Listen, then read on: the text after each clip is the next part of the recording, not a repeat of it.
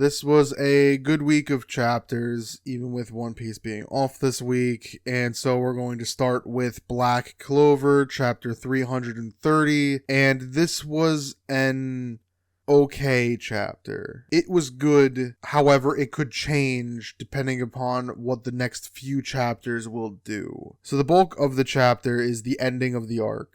The other devil, who I did not look up the name for because I forgot, comes in and takes seemingly the heart or the core of Lucifero and leaves. Whether he's going to use the heart himself, the core, and absorb it, or he's just going to take Lucifero and leave, whatever it is he does, he just leaves. As I more or less had thought, which I think is a good play, and ultimately the heroes won. Now, they still have a major thorn in their side, but that's for a future arc, which is a good sign. We then had all those who were still up, mainly Yuno, looking around trying to see if he can help any way he can, and sees that the two that need the most help are Noct and Yami. So we see those that could still more or less stand, come over and try to do something. We find out Mimosa has no magic, and everyone else is out of magic or just can't help in any way. And we see that Charlotte confesses to try to raise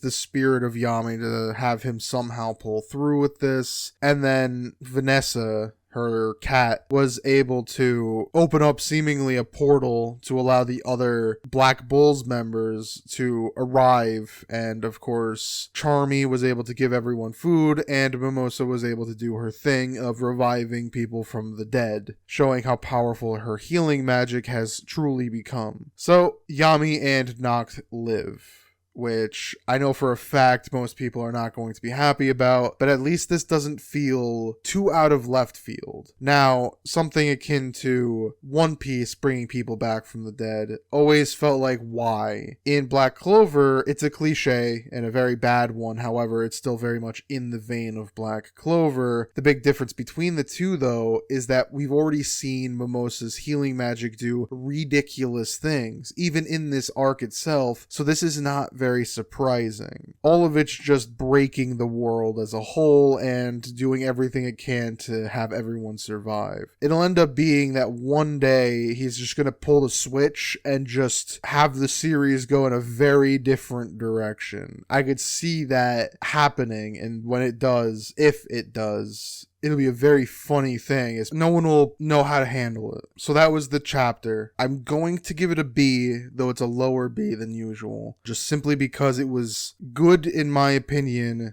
but it can very much change, because if the next few chapters do something silly like Asta becomes the Wizard King or something else very silly than that, and the story kind of ends, this would be terrible. It would be kind of an awful way to end this, just with a cliffhanger type thing, as the world will then go back on to whatever. This should be one of those in-between very good arcs that continues to set up, but we should get more stories out of this. Maybe something not even involving devils for a while, or some villain that has some ulterior motive, even someone trying to take over the Clover Kingdom or something instead of devils. There should be more stories happening to allow more development to all these characters, as well as gaining more accomplishments to one day allow Asta or Yuno to become Wizard King. If it just ends here, it feels unearned, and the series turns from potentially very good to great to mediocre at best, if it ends here. So the next few chapters will really dictate how this chapter lives on from here on out, but for now, I thought this was a good chapter, a good end to this arc.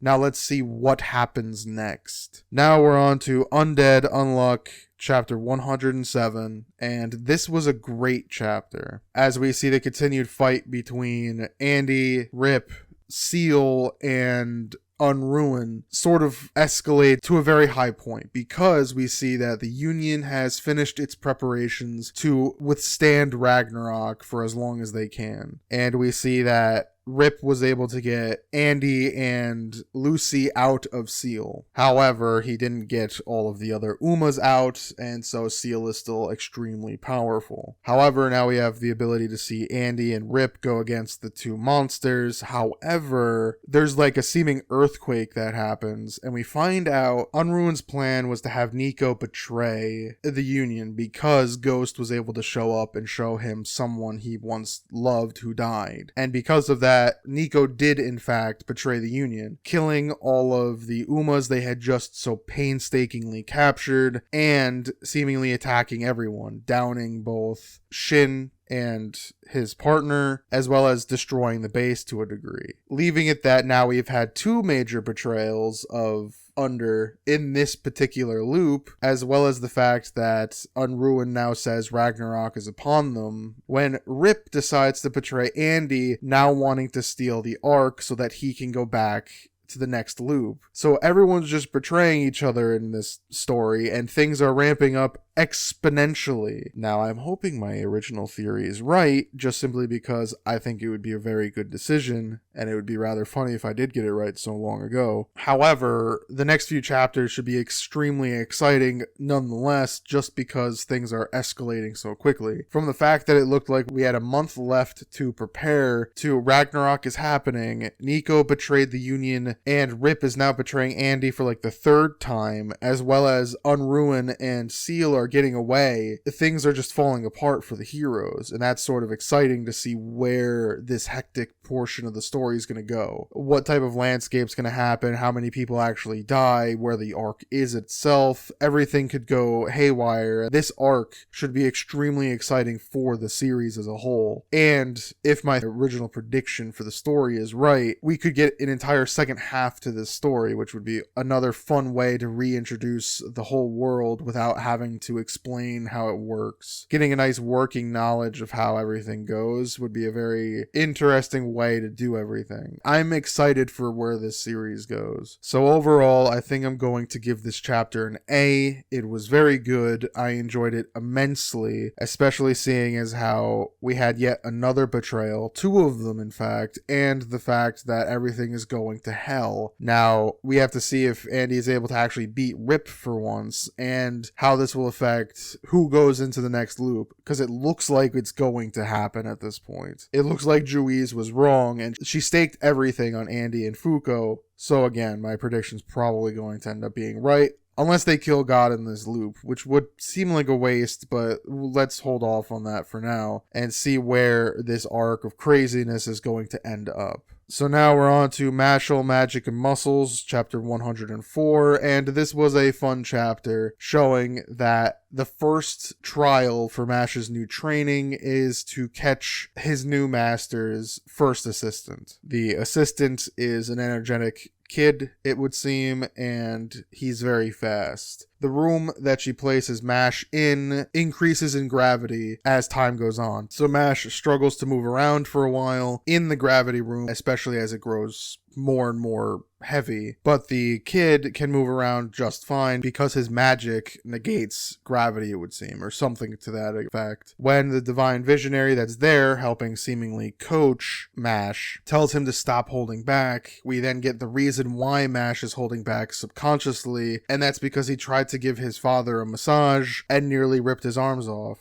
So yeah, he's holding back because of that, and once he comes to realize that he shouldn't do that anymore, he is able to succeed even in the gravity. So now we've unlocked Mash's true potential, his true power. So now I'm curious to see what next level ridiculous feats he's able to pull off, because he had a week to pull off this trial, and he did it in less than a day. So now there's still 29 days until Innocent Zero makes his move, so now there's still plenty of time for training, and I imagine Mash is going to ace all of it. So overall, I think I'll give this chapter a B. It was good and ridiculous in the fact that Mash's reason for holding back was because he's not very good at massages, and knowing how to handle his strength, because of course it is. And then we'll see how far these trials will go to upgrade Mashle's strength and abilities and see what happens in the end with him going against his new master, and then how far he'll go to eventually defeat Innocent Zero. Now we're on to Sakamoto Days chapter 67, and this was a good chapter showing that the puppet guy who was being controlled by one of Slur's men was actually out of the competition because he had lost his tail already and didn't notice. So he was going around killing people but didn't realize he shouldn't have by that point. He was already out. And so the other teachers were going to come in because ironically the guy stopped moving and was going to eat a sandwich and was goofing off until the other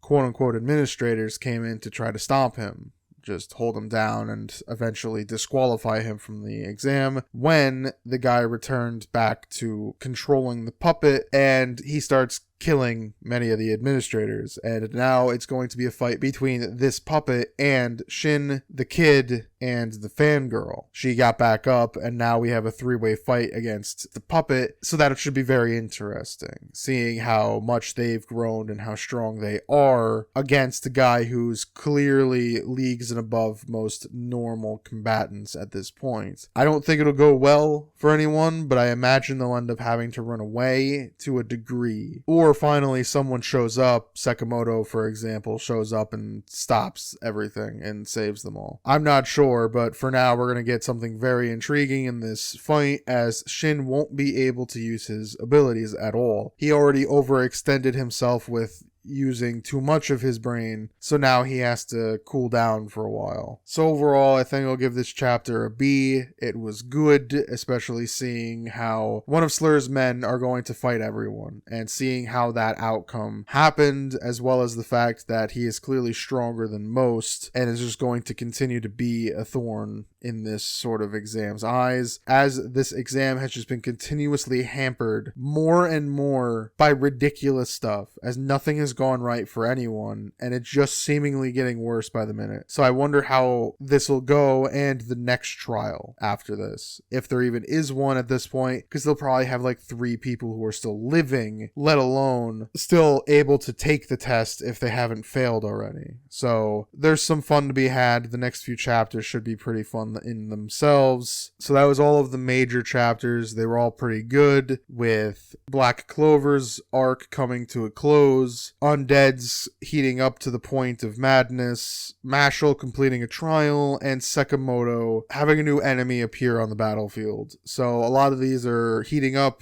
and some are now just entering a new arc themselves or a cooldown from theirs. So we got a lot of variety going on for the next few chapters, which is always good, especially with One Piece coming back next week. Now we're on to everything else, with Jujutsu Kaisen being fine and Blue Box being fine. Yazakura family was good, as the main character was able to save the eldest brother, was able to hug him and potentially cure him with his white Yazakura flowers next to the poisonous black Yazakura flowers. Spy family was good, having it that we get the conclusion of the backstory that was started in the last chapter, with more attacks happening, and we see that Twilight was basically a young kid when the war started, and then actually participated in the war as a kid, like a young teenager type, and that's why it shaped him into who he is now, as he's been lying about who he is so he can get into the army earlier, and so many things. So that was very interesting to see how that all worked out. We then had the Elusive Samurai, which was good, having it that they're planning to take out several of their previous villains of these arcs, and it seems it's been quite a bit of time since the beginning of the story itself, which is always fun to see. And so the major war is in fact going to be the main character getting his homeland back while ignoring the Emperor